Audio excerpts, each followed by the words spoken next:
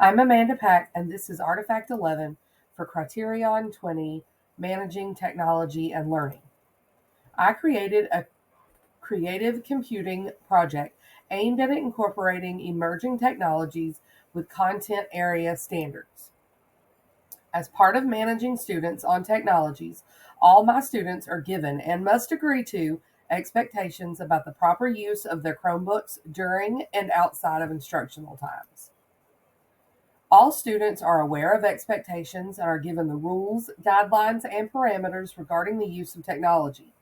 Additionally, all of my students have participated in Google's Interland program for appropriate digital citizenship. During the creative computing lesson, I reminded students of these facts. I am able to keep traditional and non traditional students engaged and on task using a variety of strategies. These strategies are outlined in the Creative Computing Lesson Plan, in addition to class and team school expectations. The use of a PBIS matrix and a reward system helps me maintain a positive and engaged learning environment. I am able to keep students engaged and on task using these strategies while also using our district subscribed Go Guardian system that blocks and protects students from unsavory websites.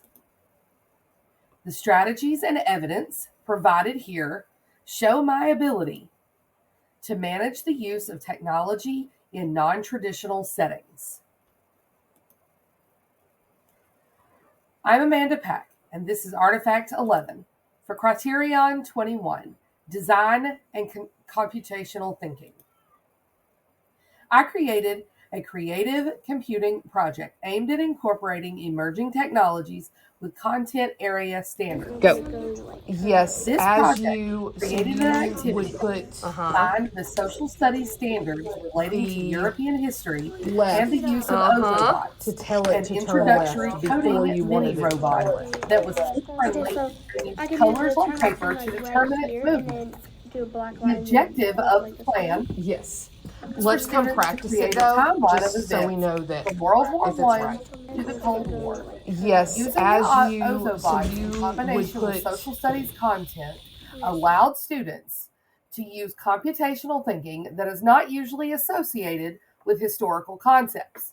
I guided students through the design and implementation of a recognized computational thinking process.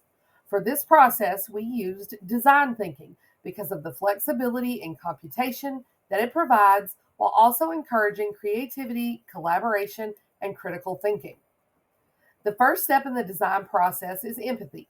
For this reason, I asked open ended questions to facilitate discussions with students to gauge their prior knowledge, actively listened to student responses, and gathered insights into student interest related to topics.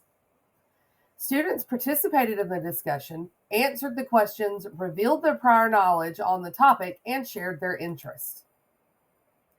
Step two is the define stage. For this stage, I clearly articulated the objective of the lesson, explained the purpose of the assignment, and used explicit language underlining the significance of the sequence of events. Students participated in the define process by following these instructions and restating their purpose.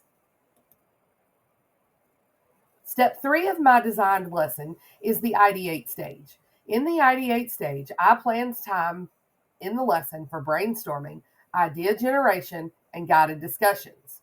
The student actively participated in the ideate stage by brainstorming plans, sharing ideas, dates, and milestones of the wars. Students discussed, evaluated, and debated the significance of different events and Ozobot paths.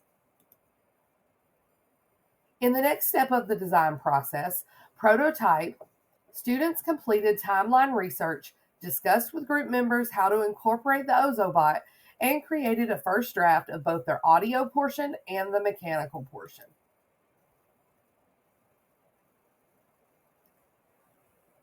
In this lesson, both students and myself used strategies for computational thinking.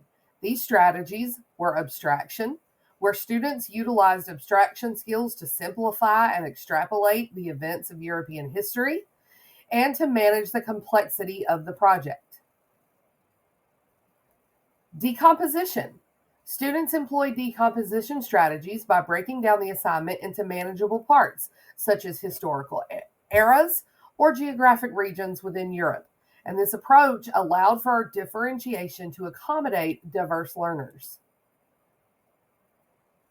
Students engaged in pattern recognition to identify the causes and sparks of the world wars, historical trends, political changes, and significant events. And it also helped students create a logically structured timeline. Algorithms play a crucial role in this lesson as they form the core of the OBOT's navigation along the timeline. They also determine the OZOBOT's interaction with student-designed historical markers. Additionally, the coding experience itself involves the use of algorithms. The evidence provided in Article 11 effectively demonstrates my ability to design and implement activities and opportunities for learners to practice computational thinking. I'm Amanda Pack, and this is Artifact 11 for Criterion 22, Creativity. I created a creative computing project aimed at incorporating emerging technologies with content area standards. To demonstrate creativity and creative problem solving for my learners, I model creative expression skills by approaching problems with a shared glimpses of my own creative processes. I was open with my students about brainstorming and trial and error attempts while lesson planning, classroom decor, or content designing. I encouraged divergent thinking by providing open-ended prompts and challenges that allow for multiple solutions, as well as modeled for students how to respectfully and creatively disagree with peers during discussions. I fostered collaboration among learners to spark creativity through the exchange of ideas via silent debates and anonymous discussion boards. To provide opportunities for peer-inspired creativity through feedback and to showcase final work, I taught learners how to give and receive constructive feedback effectively. I utilized the known peer feedback strategy, sticky note feedback, which gave students a chance to critique and compliment their peers without fear of retribution or embarrassment. Furthermore, at the end of a project, I organized time for presentations, exhibitions, or showcases for learners to present their work to peers, teachers, and parents via open house nights.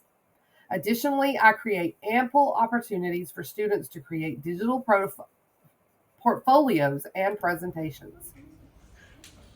In the creative computing lesson I showcased in Article 11, I modeled a creative mindset by demonstrating attempt versus failure when using the OZOBOTs. For example, I drew a series of tracks and codes as a how-to, started the robot on the track, and worked through corrections and fixes in errors found with students present. Demonstrating the imperfection of my process allowed students to problem solve and fix their own errors in a now seemingly risk-free environment.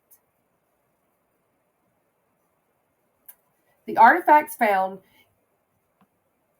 in Artifact 11 establishes my ability to model and nurture creativity through the use of emerging technologies and content area standards.